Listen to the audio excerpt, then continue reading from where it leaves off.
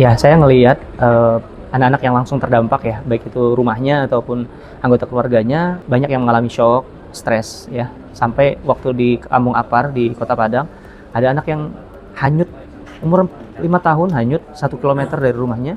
Alhamdulillah dia selamat dan beberapa hari dia nggak ngomong, nggak berani ke kampungnya, nggak berani lihat rumahnya. Lalu juga di beberapa tempat lain, anak-anak yang terdampak langsung mengalami shock ya, stres gitu.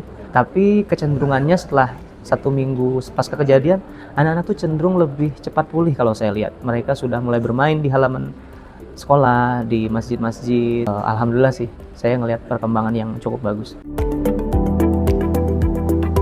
1 minggu ini sifatnya kami mengunjungi titik-titik karena di sini kan tidak ada pengungsian besar ya.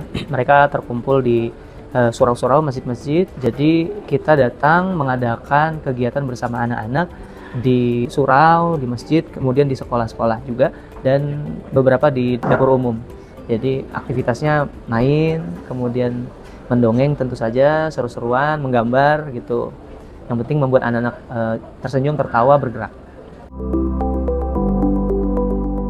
Saya melihat program dukungan psikososial ini akan sangat bagus kalau dia berbasis surau, masjid, dan sekolah. Titik kumpul anak-anak itu di masjid dan surau. Karena kebetulan Sumatera Barat ini juga masyarakat yang sangat religius Islamis gitu, maka program-program yang saya pribadi rekomendasikan adalah membuat program-program dukungan psikososial berbasis surau dan masjid. Mungkin mereka jadwal mengajinya, kemudian disitulah anak-anak diajak untuk bermain, bergerak, ceria, karena ketika anak-anak tersenyum, tertawa, dan bergerak, itu sudah dukungan yang sangat baik untuk psikososial mereka.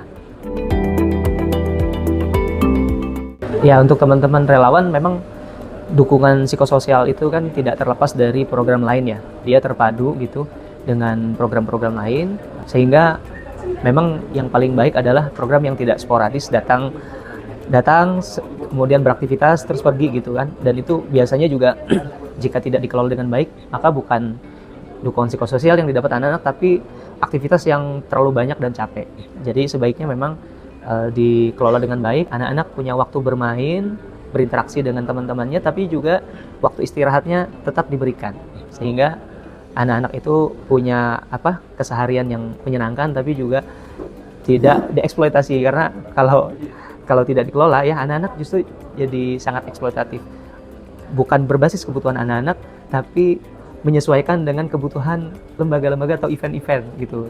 Mereka dapat videonya, anak-anak dapat capeknya. Itu kan tentu tidak kita harapkan. Ya, tentu harapan saya anak-anak segera pulih kehidupannya, kembali ceria sekolah, kembali beraktivitas. Karena ketika anak-anak kembali ceria, orang tuanya juga ikut bahagia. Bantuan dukungan psikososial buat anak-anak itu sejatinya tidak hanya untuk anak-anak. Karena ketika anak-anaknya terlihat mulai pulih, orang tuanya akan optimis karena dia melihat ada harapan di hari depan.